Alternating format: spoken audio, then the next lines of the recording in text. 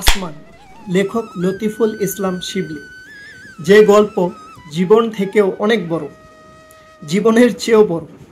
অনেক নতুন নতুন পাঠক আছেন যারা ফেসবুকে বা বিভিন্ন যারা বই পড়ে তাদেরকে বলে, ভাই কোন বইটা পড়লে আমার পড়ার প্রতি আবেগ অনুভূতি জন্মাইব, আমার পড়তে মন চাইব।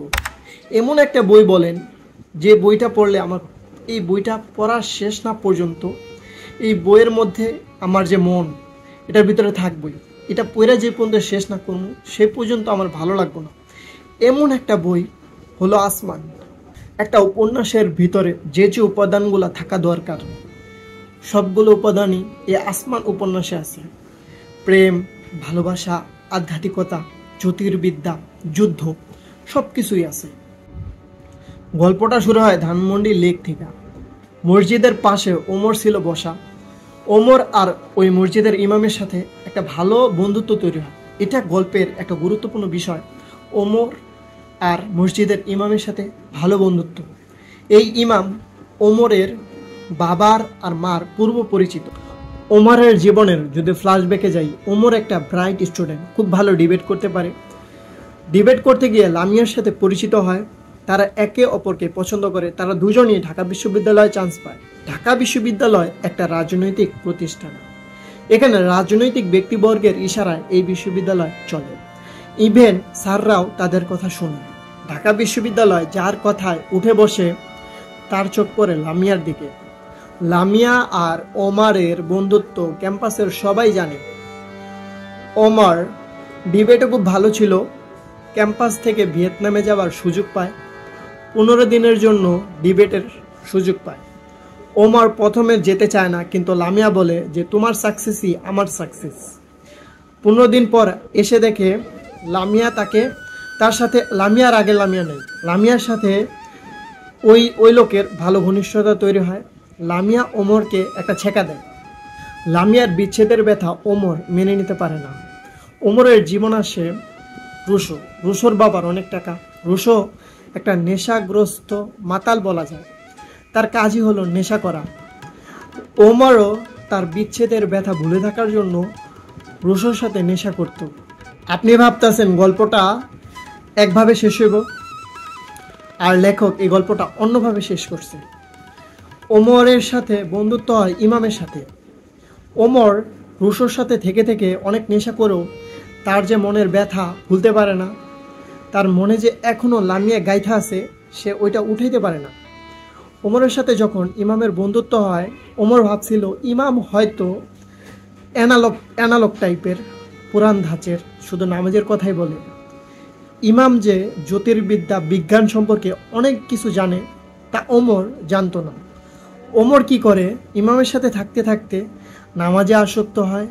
রুশোর সঙ্গ পরিবর্তন করতে শুরু করে। রুশো তারে প্রশ্ন করে, শেষ পর্যন্ত তুমি ইমামের সাথে বন্ধুত্ব করলা? ওমর উত্তর দেয় যে আমি তোমার সাথে অনেক থাকছি, অনেক নেশা করছি, কিন্তু তুমি আমারে পরিবর্তন করতে পারো না। তুমি আমার মনের ব্যথা ভুলাইতে সাহায্য করতে পারো না। যতক্ষণ নেশা করছি, হ্যাঁ আমি ততক্ষণই ভালো থাকছি। যখন নেশার ঘোর কাইটা গেছে তখন আমার যে আবার ব্যথা ওইটা আবার শুরু হয়েছে।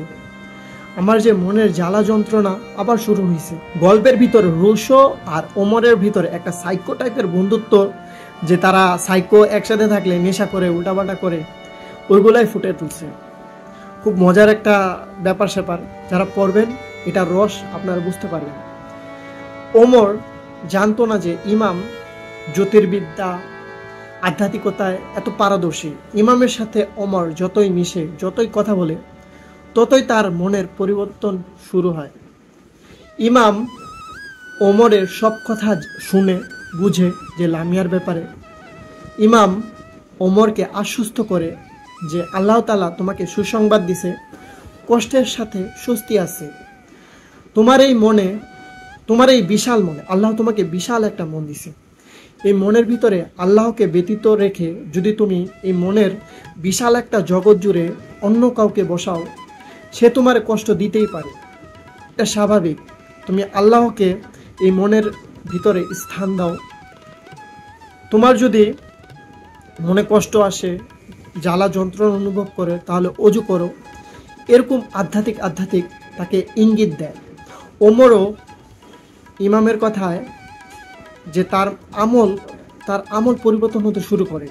ওমর একদিন চিল্লার জন্য, আমরা যে 41 দিনের চিল্লা দেই, ওই চিল্লার জন্য পাকিস্তানের একটা জামায়াতে যায়।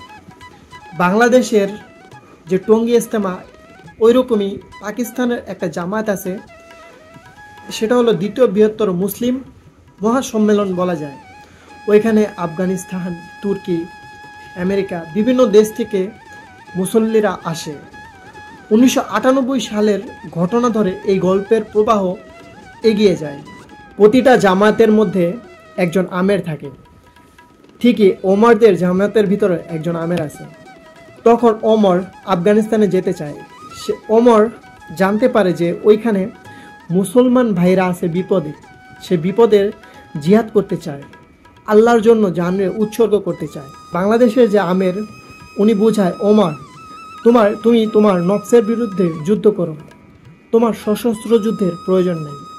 ওমর বোঝায় আমি নফস আর সশস্ত্র দুইটা যুদ্ধ একসাথেই করব।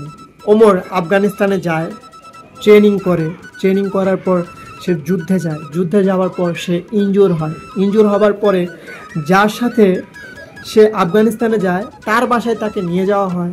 তার ছোট বোন তাকে ট্রিটমেন্ট করে, সে হলো নার্সিং পড়ালেখা করত, তাকে ট্রিটমেন্ট করে, সুস্থও করে। ওমর তার প্রতি দুর্বলতা প্রকাশ করে, তার নাম দেয় আসমান।